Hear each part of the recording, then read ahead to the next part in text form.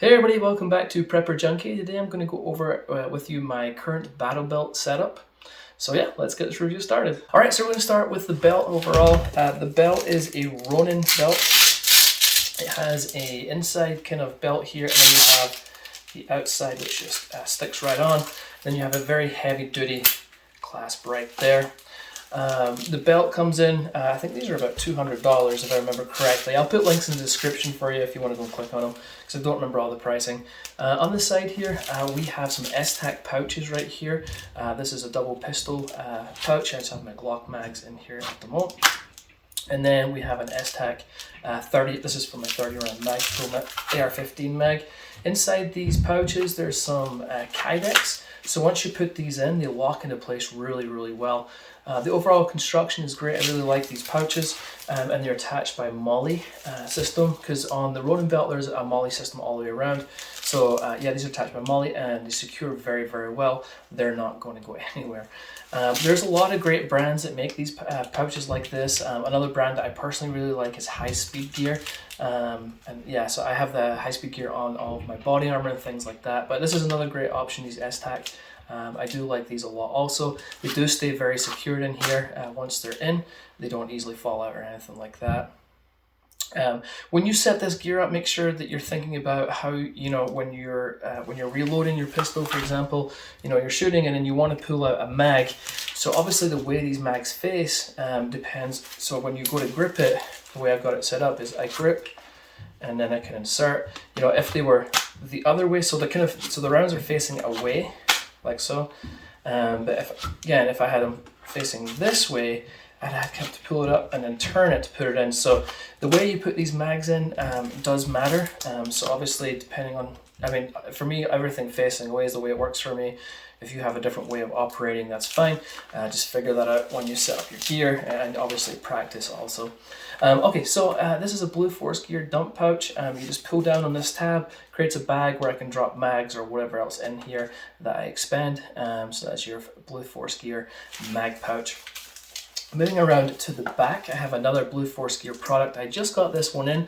I did have a vertical or horizontal mag pouch by ATS, I think it was. I didn't overly like it because I like the idea of it, but the mag occasionally would slip out for me, which is unacceptable. And so I was trying it out for a little bit, decided against it, and I went with this. And obviously I want a first aid kit on me, and this is a Blue Force Gear. I believe this one is the advanced pouch medical setup. Now there's a few different ones depending on your level, I would say, of knowledge. So there's a really basic kit, there's like an intermediate kit, and then there's this advanced kit. I really like this pouch. It's pretty compact and small, MOLLE attached on the back here. These cards, I can pull it out depending on how you want to run. So if you want to have it black, or if you just want to have it the natural color, or I can switch it around to this blue side instead of the black. However you want this to look, you can change that. Now the really cool thing is how easy this is to pull out. There's two tabs on either side you can pull from, and they have a little, I can't remember what it's called, but there's a little piece in here of material that enables you to really grip this to pull your pouch out. So once you pull it out, you just simply open it like so. In here you have pretty much everything you need. So you'd have a chest seal, latex gloves, decompression pen, combat gauze, and a trauma pad and things like that. There's some frog tape at the back here. So yeah, it's got everything you would need. It's really compact, really cool little package like so. As I say, I love these tabs. You can really get a grip of it and to pull this out. Very cool little system. It costs about $200. The other versions is slightly less advanced. I can't remember the price of it. And as I said, there's the beginners, or you can just buy the pouch system and then add what you like to, or what you're comfortable with adding and using. Now we're kind of moving around. So that's the back, and then we're kind of moving around to the side here. So this would be like on my right, just behind my right hip, or just about my right hip. On here I have a flashlight. You can never have too much flashlights. Yes, I have a flashlight on my gun, but maybe I don't want to point my gun at something and I want to use the flashlight.